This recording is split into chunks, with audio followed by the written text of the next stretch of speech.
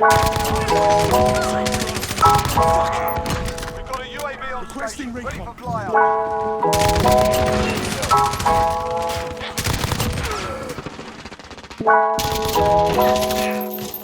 Ready for an up move.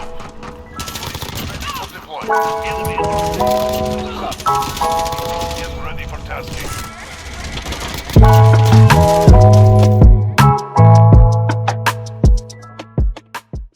What is up YouTube, RiskzzHD here, back again today with another Modern Warfare video. Long time no see, it's been a while since I last posted on the channel, but I've been quite busy.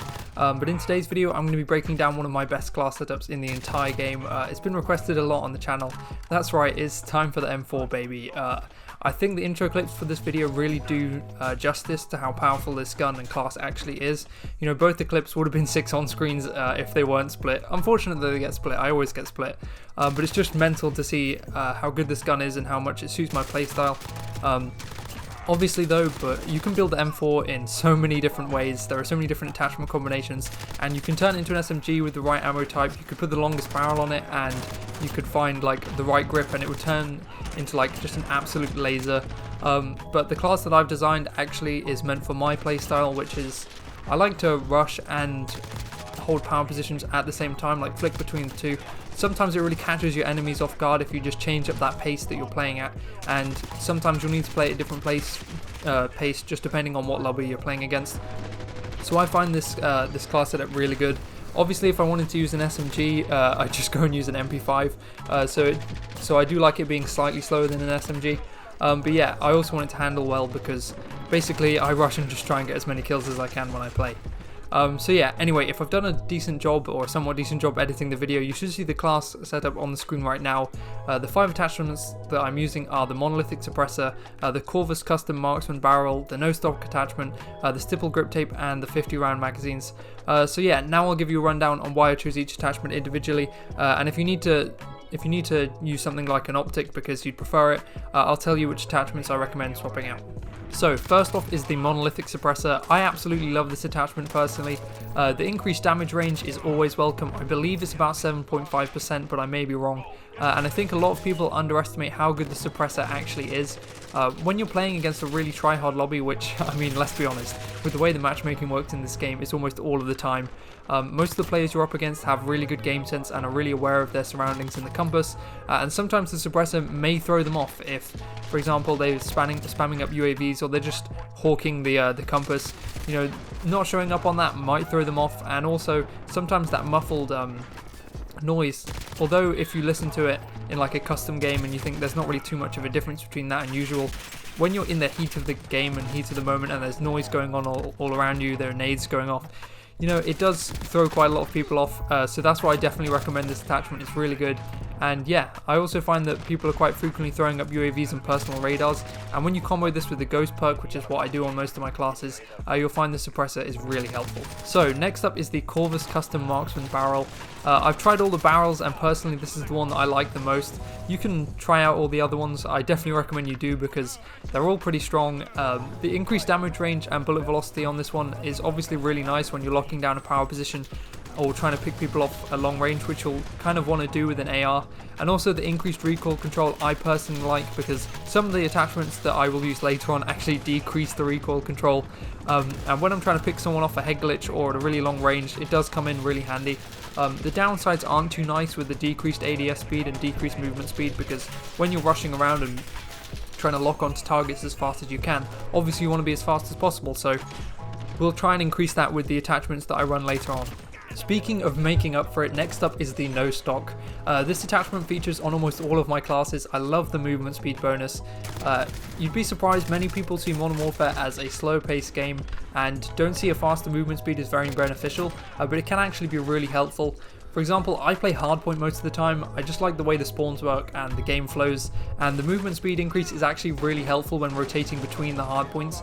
Even if you don't want to be the person who's actually on the hill, the movement speed can help you rotate between the next power positions for you to lock down. Also, if you're going to challenge someone who's around a corner by sprinting and jumping, it's actually a really good way of challenging someone, by the way. The movement speed just makes you that little bit harder to hit, and it just makes it a little bit more difficult for the enemy to get you. Another example of where it could be helpful is if someone sees you as you're moving between two buildings. That increased movement speed might just be the deciding factor of whether you get into the doorway alive, and it just makes you a little bit harder to track for the enemy. And also on top of that, this attachment increases your aim down sight speed, which is just really helpful when you're locking onto targets quickly and efficiently. Anyway, the next attachment that I use is the stippled grip tape. This is also an attachment that features on most of my classes where it's available. It's nice because it increases your sprint to fire speed, which helps you kind of compete with those SMGs if you're trying to play quickly with the AR. And obviously it doesn't make you as good as an SMG, but it can be really helpful. Also increases my aim down sight speed, which again just helps me snap onto targets faster when I'm moving around the map. The final attachment that I like to use are the 50 round magazines. I quite often flick between the 50 and 60. There's not too much difference between them, but the 60 do feel a little bit slower, so I tend to use the 50 a bit more. But when I'm rushing around, I absolutely love using these bigger magazines because it means I get to spend more time in the action, more time killing, and less time reloading. The M4 has a really fast reload animation, or from my experience it does, so I find that the bigger magazines are much more helpful than sleight of hand would be. But if you prefer to run sleight of hand, then I definitely recommend running that instead, as building a class is all about personal preference. And speaking of personal preference, if you've been finding it hard to spot enemies at longer ranges, as some of these maps are quite large in Modern Warfare, and also if you're playing Warzone, I definitely recommend you do try out using an optic. I would personally run it instead of the 50 round magazines, but obviously in Warzone you may need to use a bigger magazine, so you might want to take off the no stock or the stippled grip tape. You might want to use a bigger magazine, that is because the enemies obviously might have more health, and when you're dealing with like 3 or 4 in trios and quads, you're going to need a bigger magazine.